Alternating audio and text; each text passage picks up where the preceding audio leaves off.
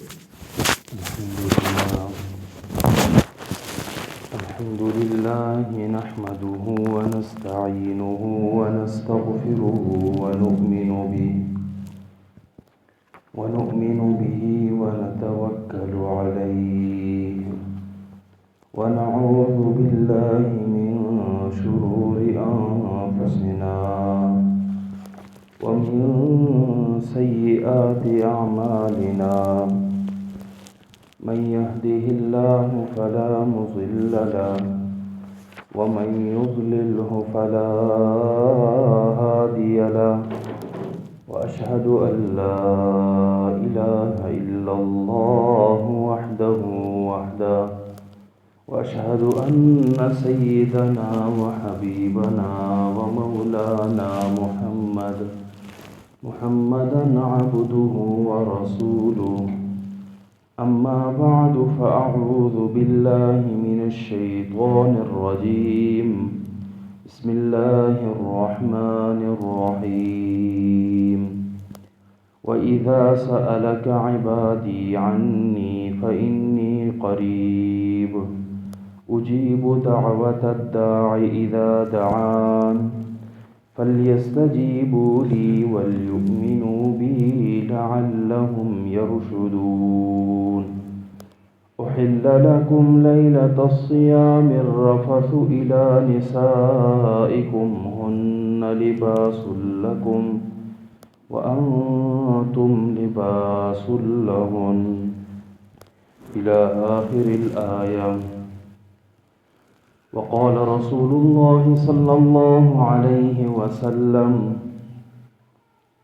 من قام في ليلة القدر فقد غفر له ما تقدم من ذنبه أو كما قال عليه الصلاة والسلام. صدق الله وصدق رسوله النبي الأمي الكريم. اللهم صل على محمد وعلى آل محمد كما صليت على إبراهيم وعلى آل إبراهيم إنك حميد مجيد. اللهم بارك على محمد وعلى آل محمد كما باركت على إبراهيم وعلى آل إبراهيم إنك حميد مجيد. معزز سامعین، عزیز بزرگوں، 20 رمضان المبارک 1446 ہجری، آج شام اعتکاف کا بھی دورہ ہوگا اور یوں 21ویں لیلۃ القدر بھی ہے. اس لحاظ سے اعتکاف کے بھی چند مسائل ذکر کروں گا اور اس کے ساتھ ساتھ روزے کے اور کچھ زکوٰۃ اور فطرانے کے بھی مسائل ذکر ہوں گے. اور جو ہمارا اصل مدعا، اصل مقصد، یعنی اللہ رب العزت کی جو رضا مطلوب ہے، اس کے جو طور طریقے ہیں، ان میں جو سب سے اصل اور سب سے یعنی بے غبار طریقے سے اصل مدعا وہ اللہ رب العزت کے سامنے انسان کا گڑ گڑانا ہے، دعا مانگنی ہے. تو اللہ رب العزت نے شہر رمضان کے بعد، رمضان المبارک کے روزوں کے طور طریقے کے بعد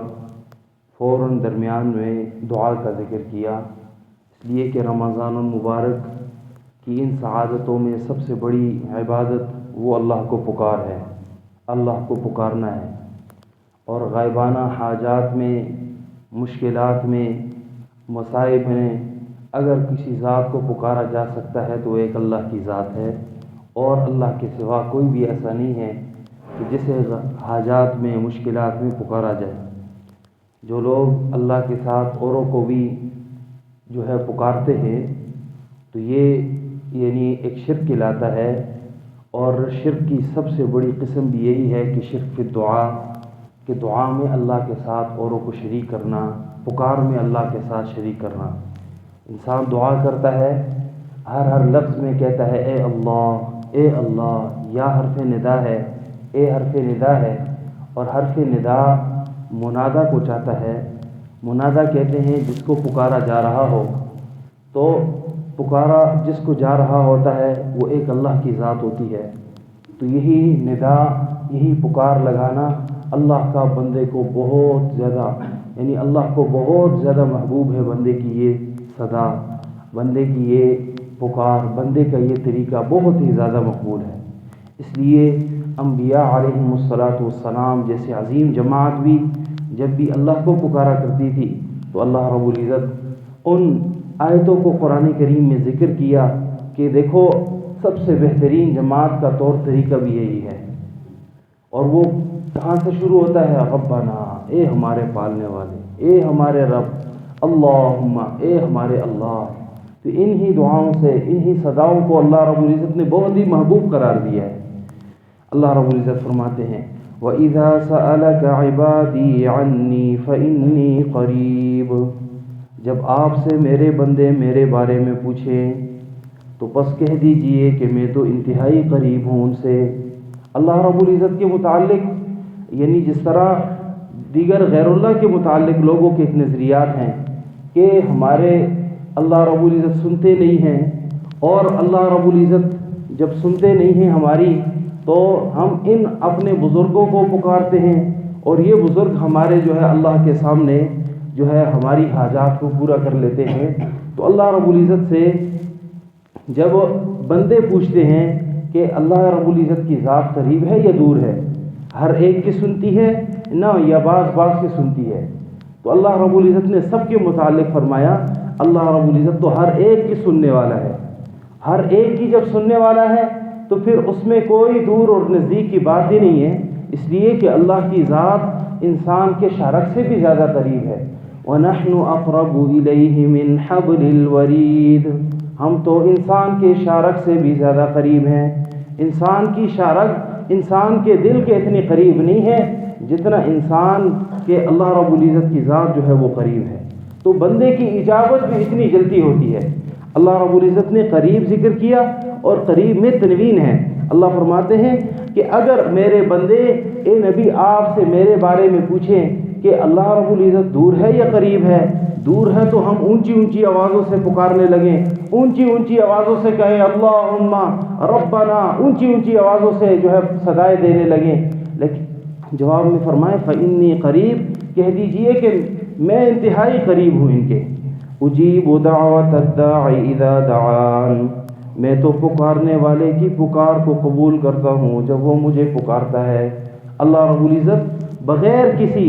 دیکھے کہ یہ عربی ہے، یہ عجمی ہے، یہ رنگ کا کیسا ہے، یہ کس حیثیت سے جو ہے پکار رہا ہے، اس کو دیکھے بغیر اللہ رب العزت جب بھی اللہ کو کوئی پکارنے والا پکارتا ہے، اللہ فرماتے اجیب دعوت الداعی اذا دعان، میں اس کی پکار کو قبول کرنے والا ہوں، میں اس کی ساری پکاریں جتنی بھی وہ مجھ سے مانگ رہا ہے میں ساری اس کی پکار کو قبول کرنے والا ہوں۔ بندے کی کوئی دعا رد نہیں کی جاتی، اس لیے کہ جب بھی انسان کوئی بھی دعا مانگتا ہے یا تو اللہ رب العزت فوراً قبول کر لیتے ہیں، اور اگر کسی مصلحت کے تحت اسے اللہ رب العزت فوراً نہ دے تو اس پر اس دعا کی وجہ سے مصائب کو ٹال لیتے ہیں، اور تیسرے نمبر پر یہ آخرت میں ذخیرہ کر لیتے ہیں۔ قیامت کے دن جب بندہ اپنی دعائیں دیکھے گا تو بندہ کہے گا اے اللہ، دنیا میں تو میری ایک دعا بھی قبول نہ ہوتی، یہاں ہی قبول ہو جاتی، یہاں تو مجھے آپ نے جتنا بڑا درجہ دیا ہے شاید کہ دنیا میں وہ مجھے نہ ملتا۔ تو بندہ جو ہے وہ اس کے لیے مدعا رکھے گا، دل میں ایک بات اس کی آئے گی کہ کاش میری دعائیں وہ آخرت میں ہی قبول ہوتی۔ اللہ فرماتے ہیں فَلْيَسْتَجِيبُوا لِي وَلْيُؤْمِنُوا بِي، بس چاہیے کہ وہ مجھ سے ہی مانگیں، مجھ سے ہی اپنی اجابت کریں، مجھ ہی سے اپنی غیبانہ صداؤں میں پکاروں میں پکاریں، اور مجھ پر ہی ایمان رکھے، لعلہم یرشدون، تاکہ وہ کامیاب ہو جائیں۔ تو ہمارا اصل مدعا وہ یہی ہے کہ دعا ہے، اور الدعاء هو العبادہ، دعا ہی اصل عبادت ہے۔ الدعاء مخ العبادہ، دعا ساری عبادات کا مغز اور خلاصہ ہے۔ اس حیثیت سے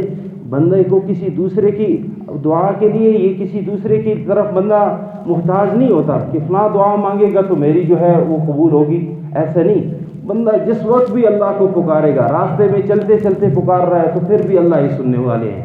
اگر بیٹھے بیٹھے پکار رہا ہے پھر بھی اللہ ہی سننے والے ہیں۔ جس مشکل میں انسان پھنسا ہوا ہو، اس مشکل میں انسان اللہ کو پکارے تو اللہ اس وقت بھی انسان کو سننے والا ہے۔ انسان گرا ہوا ہو مصائب میں، مشکلات میں، حتیٰ کہ گناہوں کے دلدل میں، وہاں بھی اللہ رب العزت کی ذات ہی بندے کی دعاؤں کو قبول کرتی ہے۔ ایسا نہیں ہے کہ انسان گناہوں میں ہو اور ان گناہوں میں شرمندہ ہو کر وہ یہ کہے کہ یار میری تو اللہ اب اجابت نہیں کریں گے اس لیے کہ میں نے اتنا بڑا گناہ کیا ہے، لیکن اس گناہ سے زیادہ اس بات کو سوچا جائے کہ اللہ رب العزت کی رحمت ہر چیز سے زیادہ وسیع ہے۔ وسعت کل شیء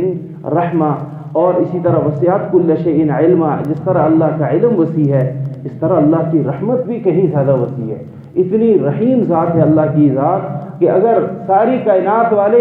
اللہ رب العزت سے پکارنے لگیں اور اللہ بندے کی فوراً قبول کرنے لگیں، سب کو جو کچھ وہ مانگ رہے ہیں دینے لگ جائے، اللہ کی رحمت اتنی وسیع ہے کہ جو ہے دنیا والوں کے تو خزانے ختم ہو جائیں گے، لیکن اللہ کے دربار میں جس طرح کے سمندر سے ایک قطرہ پانی جو نکالا جائے، اس قطرے کے بھی حساب سے جو ہے اللہ کے خزانوں میں کمی نہیں آتی۔ تو اس لحاظ سے پکارا جائے مشکلات میں، حاجات میں، تو ایک اللہ ہی کو پکارا جائے۔ فرمایا احل لکم لیلۃ الصیام الرفث، تمہارے لیے حلال کیا گیا ہے رمضان المبارک کی راتوں میں الرفث الی نسائکم، اپنے عورتوں کے سامنے بے پردہ ہونا، ہن لباس لکم وانتم لباس لہن، تمہارے لیے وہ لباس ہیں اور تم ان کے لباس ہو۔ علم اللہ انکم کنتم تختانون انفسکم، اللہ کو معلوم ہے کہ جو تم اس سے پہلے اپنی جانوں کے بارے میں خیانت کیا کرتے تھے، پس اللہ نے تم پر رجوع کیا، وعفا عنکم، اور تمہیں بخش دیا۔ فالآن باشروہن، پس اب تم مباشرت کر سکتے ہو، وابتغوا ما کتب اللہ لکم، جو کچھ اللہ نے تمہارے لیے لکھ دیا ہے اس کو تلاش کرو۔ ابتدائی اسلام میں اگر رات کے وقت کھانا پینا بند ہونے کے بعد، یعنی صبح سحری کا جو وقت تھا اس میں، یعنی اگر انسان رات کو سو جاتا تو سونے کے بعد روزہ کا ابتدا ہو جاتی، یعنی اگر جب تک سویا نہیں ہے تو اس وقت تو فجر کی انتہا ہوتی تھی، لیکن جب رات کو سو جاتا تو سونے کے بعد اب کھانا پینا، جماع وغیرہ، ان ساری باتیں جو ہے انسان کے لیے حرام ہو جاتی ابتدائی اسلام میں۔ پھر بعد میں اللہ رب العزت نے آسانی کی ہے کہ فجر کی نماز کے بعد جو ہے فجر کی اذان جب ہو جاتی ہے تو اس کے بعد یہ ساری چیزیں حرام ہو جاتی ہیں، حلال چیزیں، اور اس سے پہلے جو ہے وہ حلال ہیں جس کا یہاں تذکرہ ہوا۔ وَكُلُوا وَاشْرَبُوا حَتَّى يَتَبَيَّنَ، اللہ فرماتے ہیں کھاؤ اور پیو یہاں تک کہ تمہارے لیے ظاہر ہو جائے سفید داغا کالے داغے سے، من الفجر، یعنی فجر کا وقت، یعنی سفیدی آ جائے اطراف پر اور سیاہی ختم ہو جائے۔ ثُمَّ أَقِمُّوا الصِّيَامَ إِلَى اللَّيْلِ، پھر روزوں کو پورا کرو رات تک۔ تو رات تک جو ہے یعنی مغرب سے رات کی ابتدا ہے، تو اس وقت تک جو ہے روزے کو پورا کرنا ہر مسلمان پر ذمہ داری ہے۔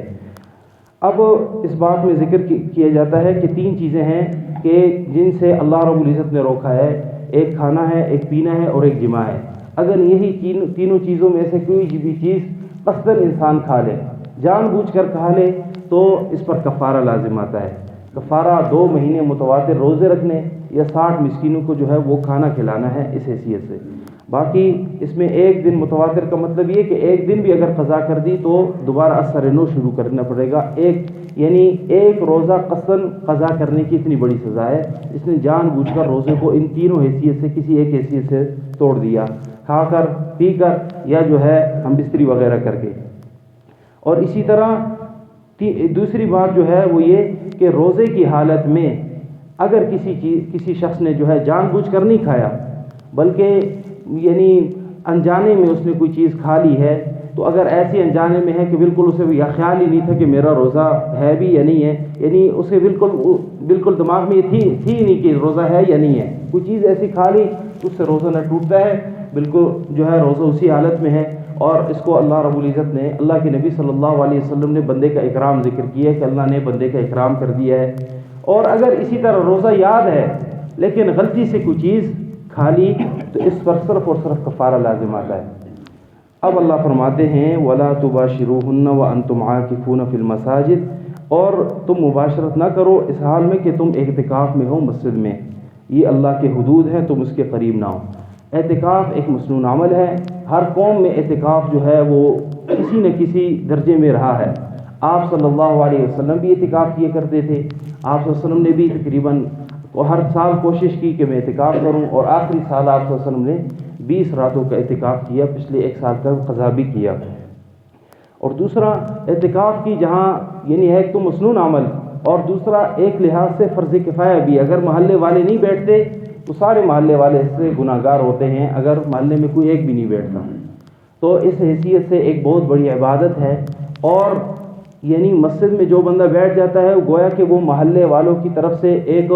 پیشوا ہوتا ہے، محلے والوں کی طرف سے ایک امام کی حیثیت رکھتا ہے کہ یہ سب لوگوں کا جو ہے یعنی سب لوگوں کی طرف سے اپنا اپنا ایک سفیر انہوں نے بھیج دیا اللہ کے دربار میں۔ تو ایسے شخص کے لیے پھر جو ہے شرائط بھی زیادہ سخت ہوتی ہیں۔ ہاں اعتکاف تو ہر حال میں ممکن ہوتا ہے کہ انسان مسجد میں داخل ہو اعتکاف کی نیت کر لے، لیکن اس میں شرائط اتنی نہیں ہوتی بنسبت اس میں شرائط ہونے کے کہ اس میں انسان مسجد میں آتا ہے 20 رمضان المبارک کی یعنی عصر کے بعد آ جائے، مغرب سے پہلے 21 رمضان المبارک کی مغرب، تاکہ وہ مسجد ہی میں ادا ہو، اور پھر رمضان المبارک کے بعد جب عید کا چاند نظر آئے تو اس وقت جو ہے وہ مسجد سے نکلا جائے۔ اس دوران بغیر شرعی عذر کے مسجد سے نکلنا گویا کہ اعتکاف اس سے ٹوٹ جاتا ہے۔ تو شرعی عذر کیا ہے؟ کھانا پینا ایک شرعی عذر ہے، اسی طرح قضاء حاجت ایک شرعی عذر ہے، تو اس حیثیت سے جو ہے مسجد سے نکلا جا سکتا ہے۔ باقی ایسی کوئی ضرورت جس سے انسان صرف اخلاقی لحاظ سے تو اپنی ضرورت سمجھے لیکن شرعی لحاظ سے وہ ضرورت نہ ہو، جیسے کسی بیمار کی عیادت کے لیے نکلنا یا کسی جنازے کے لیے حاضر ہونا، اس سے اعتکاف جو ہے وہ ٹوٹ جاتا ہے۔ یا بغیر شرعی عذر کے کسی ایسے کام کے لیے نکلنا جو مطلب اس کے لیے شرعی عذر نہیں تھا، ان میں مثلا اگر کوئی شخص کا شرعی عذر کے حساب سے اگر گھر سے کھانا لانے والا کوئی نہیں ہے تو گھر جا بھی سکتا ہے، اپنا کھانا لا بھی سکتا ہے، اس میں کوئی حرج نہیں ہے، لیکن راستے میں رکنا یا گھر میں جا کر رک جانا شرعی عذر کے بغیر تو ظاہری بات ہے پھر اس سے اعتکاف ٹوٹ جاتا ہے۔ اور اسی طرح اگر قضاء حاجت کے لیے مسجد میں جگہ نہیں ہے تو مسجد سے باہر بھی جا سکتا ہے، اور مسجد یعنی اپنے گھر جا کر قضاء حاجت کر کے واپس آ بھی سکتا ہے، اور اس سے بھی اعتکاف ٹوٹتا نہیں ہے۔ آپ صلی اللہ علیہ وسلم کے زمانے میں تو یہی دستور تھا۔ اور اسی طرح ایسی کوئی عذر جس طرح مطلب یعنی مسواک کیا جاتا ہے، عام طور پر مسواک عام سنت ہے، لیکن اس کو الگ طور پر مسجد سے نکلنا اس کے لیے یا یعنی برش وغیرہ کے لیے مسجد سے الگ طور پر نکلنا، اس سے بھی اعتکاف ٹوٹ جاتا ہے، اس لیے کہ یہ بھی شرعی عذر نہیں ہے۔ شرعی عذر تب ہے کہ آپ مسجد سے نکلیں وضو کے لیے، ساتھ آپ نے برش وغیرہ بھی کر دی یا مسواک کر دی، تو اس سے جو ہے اعتکاف نہیں ٹوٹتا۔ ایک روزہ بھی انسان کے یعنی ان 10 دنوں میں ایک روزہ بھی اگر انسان کا کسی لحاظ سے ٹوٹ جاتا ہے تو اعتکاف بھی اس کے ساتھ ہی ٹوٹ جاتا ہے۔ تو جتنا سنجیدہ افراد ہیں وہ کوشش کریں، اور خصوصاً بزرگ حضرات، کہ انسان کی زندگی نہ تو جوان کے لیے وفا کرتی ہے اور نہ ہی بوڑھے کے لیے وفا کرتی ہے، اس لحاظ سے ہر ایک شخص پر لازم ہے کہ وہ اعتکاف کی نیت کرتے ہوئے ان ایام کو اپنا قیمتی بنائے۔ پھر ان ایام میں زیادہ سے زیادہ کوشش ہو کہ میں مسجد میں اللہ کو رضا کرنے، اللہ کو راضی کرنے والے اعمال سر انجام دوں، اللہ کو راضی کروں، ہر لحاظ سے میں ممکن بناؤں کہ اس رمضان المبارک میں مجھ سے میرا رب جو ہے وہ ہر لحاظ سے راضی ہونا چاہیے۔ تو ہر ایک مسلمان جو خواہ وہ اعتکاف میں بیٹھتا ہے یا نہیں بیٹھتا، ہر شخص پر لازم ہے کہ وہ اللہ کو راضی کرے۔ تو انشاءاللہ آپ سب بھی عمل کریں، اللہ مجھے بھی اور آپ کو بھی عمل کی توفیق نصیب فرمائے۔